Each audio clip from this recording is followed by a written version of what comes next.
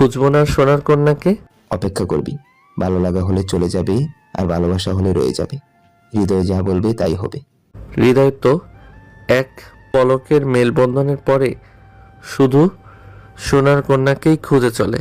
রসাইপুর গ্রামে আজ একজনের অবস্থা খুবই শোচনীয় হয়ে পড়েছে। মাহাত আর নাজির চলে যায় সেখানে।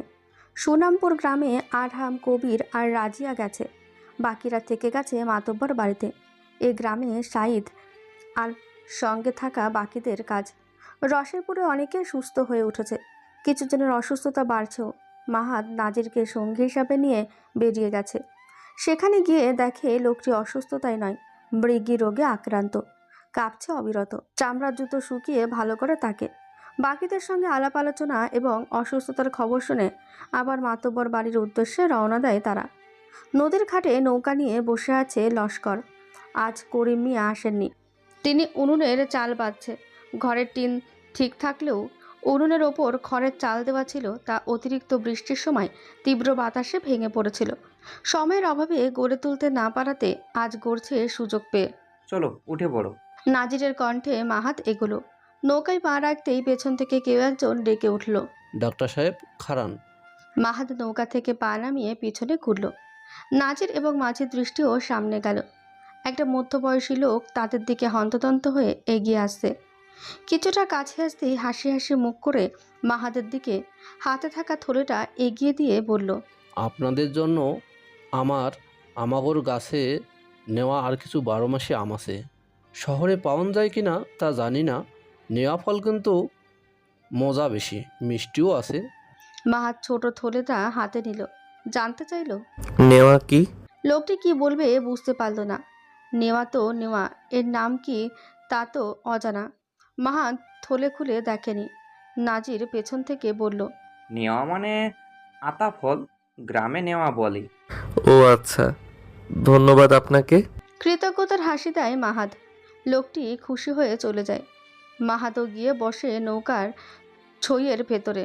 নাজিরকে উদ্দেশ্য করে বলে, সহজ সরল জীবনযাপনে কষ্টের মধ্যেও শান্তি থাকে, তা এখানে না আসলে বুঝতে পারতাম না। নাজির শুনে প্রত্যুত্তর করে, হ্যাঁ তা ঠিক, তবে সবাই যে সহজ সরল এমনটা ভাবাও ঠিক নয়। জানো, কিছু মাস আগে কাঞ্চিপুরে একজন লোকের ভাষণ লাশ পাওয়া গিয়েছিল। মাহাত চমকে ওঠে, গা শিউরে ওঠে। এমন ঘটনা যেন তার কাছে অবিশ্বাস্য লাগলো। আগ্রহী দৃষ্টি নিক্ষেপ করলো। আসলেই? তারপর কি হলো? কে ছিল লোকটা? কারা এসব করেছে? জানা যায়নি, পুলিশ একবার এসেছিল, তারপর আর তারাও আসেনি। লোকটা সে গ্রামের এক মাঝি ছিল। মাহাতের ধারণা মুহূর্তেই বদলে গেল। যতটুকু ভেবেছিল ততটা আর রইল না। তবে এমন ঘটনা শহরে অহরহ। একটা ঘটনা দিয়ে সবাইকে বিচার করাও ঠিক নয়, এই ভেবে নিজেকে বোঝালো। নৌকা চলতে থাকলো। ছইয়ের ভেতর থেকে বেরিয়ে দাঁড়ালো। ওই তো ঘাট দেখা যাচ্ছে, দুটো ঘাট এদিকে। একটাই নৌকার সারি, ওদিকটাই কিছু জনকে গোসল করতে দেখা যাচ্ছে। মাহাত সেদিক থেকে দৃষ্টি ফিরিয়ে নিল। গ্রামের অধিক মানুষ নদীতে গোসল করে। সেই জলে আবার গরু ছাগল ও গোসল করায়। কাপড় থালা বাসন সবই মাজে, এমনকি মলমূত্র অবধি খোলা জায়গায় ত্যাগ করে। এই জন্য অসুস্থ বাড়ে। নদীর ঘাটে নৌকা না ভিড়তেই হুট করে আকাশ মেঘলা হয়ে এলো। চারিদিকে কেমন আধারে নিমজ্জিত হলো, যেন মনে হলো ধমনীতে রাত নেমেছে এসেছে, সঙ্গে যোগ দিয়েছে ঘোর অমাবস্যা। চারিদিকে আবছা আবছা দেখা যাচ্ছে। তখনই নৌকা ভিড়ল ঘাটে। মাঝি তড়িঘড়ি করে নেমে নাজির আর মাহাতকে নামতে বলে। এদিকে ঝড় হাওয়া আর ফুরফুরে বৃষ্টি শুরু হয়ে গেল।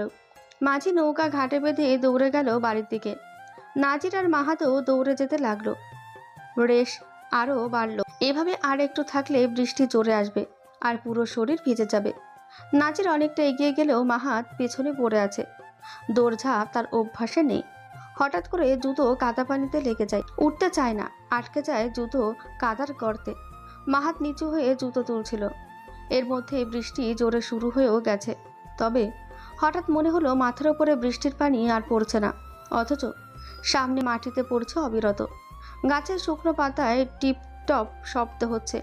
ক্ষণিকের আশ্চর্যজনক ব্যাপারটা খটকা লাগলো। জুতো তুলেই মাথার উপরে তাকালো। দেখতে পেল মাথার উপরে বিশাল একটি মান পাতা, যার কারণে বৃষ্টির পানি পড়ছিল না গায়ে। কিন্তু কে ধরে আছে তা দেখার জন্য মাথাটা আরেকটু উঁচু করে ঘাড় ঘুরিয়ে চাইল। নজরে পড়ল বৃষ্টিতে ভিজে এক কন্যা দাঁড়িয়ে আছে, দৃষ্টি তারই পানে। তীর করে কাঁপছে শরীর, বৃষ্টির পানি মাথা থেকে বয়ে পড়ছে চোখ মুখ বেয়ে, কিছু চুল লেপ্টে আছে মুখে। মাহাদের ঘোর লাগা দৃষ্টি নড়তে চড়তে ভুলে গেছে। এই স্থির চাহনি থাকলো না বেশিক্ষণ। এইটা মাথায় দিয়ে জলদি যান, বৃষ্টির রেশ বাড়তেছে। আপনারা ডাক্তার হয়ে অসুস্থ হইলে তখন আমাদের চিকিৎসা করবে কে? মাহাদের হুঁশ ফিরল, সামনে দাঁড়িয়ে থাকা শিউলির পানে চাইল। সে তার মাথার ওপরে মান পাতা ধরে আছে, অথচ সে নিজে ভিজছে। মাহাত পাতাটা হাতে নিল। শিউলি একটু হেসে বাড়ির দিকে দৌড় দিল। মাহাত তাকিয়ে রইল। ওদিকে নাজির তাকে ডেকে যাচ্ছে। মাহাত এক হাতে জুতো আরেক হাতে মাথার ওপর মান পাতা ধরে ছুটতে লাগলো। নদীর একটু বাদেই করিম মিয়ার বাড়ি। নাজির তাকেই সেখানে নিয়ে গেল। এদিকে বৃষ্টি মুষলধারে নামতে শুরু করলো। করিম মিয়া তখন বাড়িতেই ছিল। নাজির আর মাহাতকে দেখে উঠোনে ডাকলো। স্ত্রীকে বলে, শিউলির মা, গামছাটা দাও তো। আমিনা বেগম ঘর থেকে বের হলেন গামছা হাতে। দুয়ার থেকে নাজির আর ডাক্তারকে দেখেছে। একটা গামছা মাহাতের হাতে, আরেকটা দিল নাজিরকে। করিম মিয়া আবারও বলল, বসতে পিড়ি দাও তো, চেয়ার তো নাই বাবা। করিম মিয়া কি করবে বুঝতে পারছে না। শহুরে মানুষ এমন বাড়িঘরে কি অভ্যস্ত আছে? মাহাত মাথা আর শরীর মুছে বসে পড়ল উঠোনে পেতে রাখা খেজুর পাতার মাদুরে বসে। বলল, এত অধৈর্য হতে হবে না, এই মাদুরে বসতে আমার অসুবিধা নেই। করিম মিয়া কি আর শোনে? সে অধৈর্য হয়ে শিউলিকে ডাকতে লাগলো। শিউলি কই গেল? শিউলির মা। কইছিলাম গরুটা আনতে, সে গরু এনে দিয়ে বৃষ্টিতে ভিজতে মালার সঙ্গে ছুটছে। মাইয়া কথা শোনে না, জ্বর আইলে তখন হইব কি? আষাঢ় শ্রাবণ মাসে জ্বর বড় ভয়ঙ্কর হয়। করিম মিয়ার চিন্তিত কণ্ঠ। নাজির মালার নাম শুনে মুখের আদল পরিবর্তন করলো। এর মধ্যে শিউলির মা ঘর থেকে বিন্নি ধানের খই আর বাতাস এনে দিল মাহাত আর নাজিরের সামনে। গরিব মানুষের ঘরে এছাড়া কিছু নাই, কষ্ট হলেও একটু খাইলে বড় খুশি হব। কি যে বলেন চাচি, আমাকে কি কখনো দেখেছেন আপনি কিছু দিয়েছেন আর আমি খাইনি? তুমি তো বাপ আমাগোর নিজের পোলা, সে তো শহরের মানুষ। শেষ কথাটা মাহাতকে ইঙ্গিত করেই বলেছে। মাহাত খই আর একটা বাতাসা খুলে তুলল। যদিও এসব কখনো খায়নি, তবে শুনেছে নাম, বেশ ভালো লাগছে। পাশে নারকেল আর গুড়ের তৈরি নাড়ু এনে রাখলেন করিম মিয়া। একটু নাড়ুও মুখে পুরল। খেতে খেতে বলল, চাচি আম্মা, আপনার হাতের তৈরি নাড়ু চমৎকার। খই বাতাসা কখনো না খেলেও নারকেল নাড়ু খেয়েছি, কিন্তু এত মজা আগে কখনো খাইনি। প্রশংসা শুনে তিনি আনন্দিত হলেন। কাঁসার গ্লাসে পানি ঢেলে দিলেন। নাজির, মাহাত, করিম মিলি খেতে খেতে গল্প শুরু করলো। সন্তান জন্ম দিতে না পারলে বাপের বাড়ি চলে যা। বিয়ের গত 4 বছর হলো তবুও সন্তান হয় নাই। মানুষ যে ফিসফিস করে কানাঘষা করে, আমার কানে আসে, রাগ ওঠে। এই মাতব্বর বাড়ির উত্তরাধিকারী লাগবে। পাপিয়ার চোয়াল চেপে ধরে দাঁতে দাঁত পিষে সাহিল বলল কথাগুলো। রাগে হিসহিস করছে, সমস্ত শরীর কাঁপছে। পাপিয়া ব্যথায় কাঁদছে, চোয়াল ছাড়াতে ছটফট করছে, কিন্তু সাহিল ছাড়ছে না। পাপিয়া অনুরোধ করে কান্না মিশ্রিত কণ্ঠে বলল, দয়া করে ছেড়ে দিন। সন্তান সৃষ্টিকর্তার দান, তিনি না দিলে কিভাবে হবে? এখানে আমার দোষ কোথায়? পাড়া প্রতিবেশীর কথাই আমারও খারাপ লাগে, কিন্তু আমি কি করব আপনি বলুন। পাপিয়ার কথায় সাহিলের রাগ আরও বাড়ল। এক ঝটকায় তাকে ফেলে দিল মেঝেতে। পাপিয়া ব্যথায় কুঁকড়ে উঠল। কাঠের চেয়ারে লেগে হাতে পায়ে প্রচণ্ড ব্যথা পেল। কান্নার সঙ্গে আর্তনাদও যোগ হলো। তবে সে আর্তনাদ 4 দেওয়ালের বন্দি থাকলো। ঝোড়ো হাওয়া আর তুমুল বৃষ্টির কারণে কেউ কিছু শুনতে পেল না। সাহেল চেয়ারে একটা লাথি মারল, বলল, তোর দোষ সন্তান দিতে না পারা। এবারেও না হলে তোকে বাপের বাড়ি রেখে আসবো। সন্তানের জন্য দরকার পড়লে আবার বিয়ে করব, সেই বন্দোবস্ত করছি। পাপিয়ার শরীরের ব্যথার চেয়েও বেশি ব্যথা অনুভব করলো সাহেলের কথায়। ভয়ে আটকে উঠল। সংসার হারানোর ভয়, মানুষের কটু কথা, সম্মান হারানোর ভয়। সে মেঝে থেকে উঠে সাহেলের পা চেপে ধরল। কাঁদতে কাঁদতে বলল, আপনি ছাড়া আমার কে আছে? আব্বা আম্মা এসব শুনলে কষ্ট পাবে। আপনি এমন কিছু চিন্তা করেন না, দয়া করে। সাহেল পা ঝটকা মেরে সরে গেল। পাপিয়া ব্যথার কথা ভুলে ভবিষ্যৎ ভেবে উন্মাদ হলো।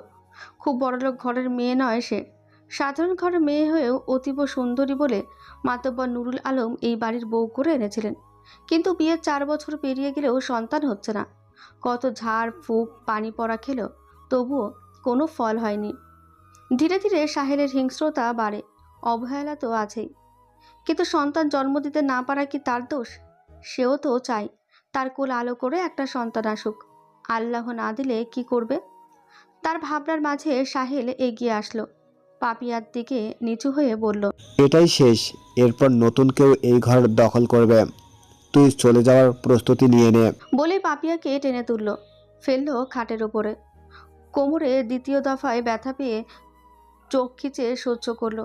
তারপরই অনুভব করলো স্বামী নয়, একজন হিংস্র পশু তার উপর অধিকার ফলাচ্ছে। উদ্দেশ্য ভালোবাসা নয়, পুরোটাই স্বার্থ। যে স্বার্থ হাসিল না হলে হারিয়ে ফেলবে সংসার নামক নারীর সবচেয়ে মূল্যবান জিনিসটি। নিধি, এগুলো অতিথিদের দিয়ে আয় তো। পারবো না আম্মা, তুমি দিয়ে আসো। বিরক্তি নিয়ে নাকচ করলো নিধি। সাইমা বেগম রান্ধনঘর থেকে খেপে উঠলেন, দিয়ে আয়, নীরা ঘুমিয়ে আছে, নইলে ওই যাইতো। তুই কবে এত অবাধ্য হইলি? নীরা কামচোরা থেকে এখন ভালো হলো, আর তুই কি ওর হাত পাইলি? নিধি রাগ নিয়ে বারান্দা থেকে রন্ধনঘরে প্রবেশ করলো। বৃষ্টির মুহূর্ত তার খুবই প্রিয়। এই মুহূর্তে ডাক পড়াতে আরো বেশি রাগ হলো, তবুও শুনল। মায়ের কথা ফেলতে পারে না। সামনে নাস্তার বড় দুটো থালায় সাজানোর হরেক রকমের নাস্তার বাটি, একটা সাইমা বেগমের হাতে, আরেকটা সামনে। একটা তিনি নিয়ে যাবেন আর একটা নিধিকে ডাকছিল। সে সাইমার হাতেরটা এক প্রকার ছো মেরে নিয়ে চলল। মনে মনে বলল, তার এত ভালো হওয়ার কারণ জানলে এত গুণগান করতে না আম্মা। নিধি এসে থামলো অতিথিশালার দিকে, যেখানে শহুরে মানুষদের জায়গা দেওয়া হয়েছে। পিছনে তাকিয়ে দেখলো ওর আম্মা এসে হাজির হয়েছে। তিনি গেলেন প্রথমে ডান দিকের ঘরে, আর নিধি ঘুরল বাম দিকে। দরজার সামনে এসে দাঁড়ালো সে। বাহিরে প্রচণ্ড বৃষ্টির আওয়াজ হচ্ছে। দরজার 2 বার কড়া নাড়তেই কেউ একজন দরজা খুলে দিল। নিধি তাকালো, দেখতে পেল অপর প্রান্তের মানুষটা চেয়ে আছে। আগে কখনো সামনাসামনি হয়নি তারা, তবে চেনে দুজন দুজনকে। সে ডাক্তার আরও মাতব্বর কন্যা এই হিসাবে। আপনাদের নাস্তা। নিধি থালা বাড়িয়ে দিল। শাহিদ আপাতত ঘরে একলা, আরাম নেই, গেছে পাশের গ্রামে। হয়তো সেখানে বৃষ্টিতে আটকা পড়েছে। শাহিদ নিতে চাইল, কিন্তু হাত বাড়াতে নিয়েও পিছিয়ে আনলো। তার 2 হাতে কাচের কিছু শিশি আছে। নিধি তা খেয়াল করলো। কিছুটা দ্বিধা নিয়ে ঘরে প্রবেশ করলো। থালাটা টেবিলের ওপর রাখলো। এক পলক পুরো ঘরটা দেখে নিল। সঙ্গে নজরে পড়ল মানুষটাও। কেমন চুপচাপ দাঁড়িয়ে আছে, যেন কথা বলতে জানে না। নিধিও চুপচাপ ঘর থেকে বেরিয়ে আসতে নিল। দরজার কাছে আসতে শুনতে পেল, আপনি দৃষ্টি সুন্দর, ব্যবহারও ভদ্র, তবে আপনার যমজ সে এত বেহায়া কেন? পারে না গায়ে পড়ে যেন। নিধির হাসি পেল বেশ, আড়ালে ফিক করে হেসেও দিল। শাহিদ উত্তরের আশায় তাকিয়ে আছে। নিধি হাসি মুখ সরিয়ে কঠিন মুখ করে পিছনে ঘুরল। এমন মুখশ্রী দেখে শাহিদ একটু থতমত খেল। বলল, নিজের বোন হয় এজন্য কি রাগ করছেন? আমি সত্যিটাই বললাম। মাতবর বাড়ির মেয়ে এমন কেন হবে? নিধি তবুও চুপ, শুধু তাকিয়ে আছে। শাহিদ বুঝতে পারছে হয়তো মেয়েটা রাগ করেছে। কেমন ভ্রু উঁচু করে তারই দিকে তাকিয়ে আছে। ঠিক আছে, যান আপনি, আপনার বোন অনেক ভালো। সত্যি বলার পর তার ভয়ে মিথ্যা বলাতে নিধি এবার জোরে হেসে দিল। হাসির শব্দে মুখরিত হলো ঘর। বৃষ্টি আর হাসি 2 মিলিয়ে সৃষ্টি হলো চমৎকার সুর। শাহিদ তার ভাবভঙ্গি বুঝতে পারছে না, তাই চুপচাপ দেখে যাচ্ছে। নিধি কোনো মতো হাসি থামালো, দৃষ্টি নিক্ষেপ করলো শাহিদের পানে। বলল, আপনাদের ভালো লেগেছে বলেই একটু পিছে পড়েছে। ভালো লাগা তো মন্দ নয়, তাই না? মন্দ নয়, কাউকে ভালো লাগতেই পারে, কিন্তু এমন বেহায়াপনা করা তো ঠিক নয়। ভালো লাগলে বলে দিবে, কিন্তু উনি নির্দিষ্ট কাউকে নয় যে কাউকে কেমন করে। মাহাদের দিকে একটু বেশি দৃষ্টি রাখে। নিধির অধরে আরেকবার হাসি দেখা দিল। ঘর থেকে বেরিয়ে যেতে যেতে বলে গেল, এবার থেকে আপনার দিকে বেশি বেশি দৃষ্টি রাখতে বলবো তাহলে। এই না না না, এমন করবেন না। নিধি ততক্ষণে ঘর থেকে বেরিয়ে গেছে। শাহিদ বোকাশোকা ভাব নিয়ে খাটের উপর বসে পড়ল। নিজের কথায় নিজেই ফেঁসে গেল কিনা তা নিয়ে ভাবতে লাগলো। এদিকে নিধি হাসতে হাসতে পাগল প্রায়। হাসি যেন থামছেই না তার। হঠাৎ নুরুল আলম সামনে আসলো। এমন হাসি ভ্রু কুচকে দেখে শুধালো, এমন হাসির কারণ কি? পাগল হলি? নীতির হাসি ধপ করে উধাও হয়ে গেল। স্বাভাবিক মুখশ্রী বজায় রেখে জবাব দিল, আব্বা, একজন কাদায় ধপাস করে পড়ে গেছে, সেটা দেখে হাসছিলাম।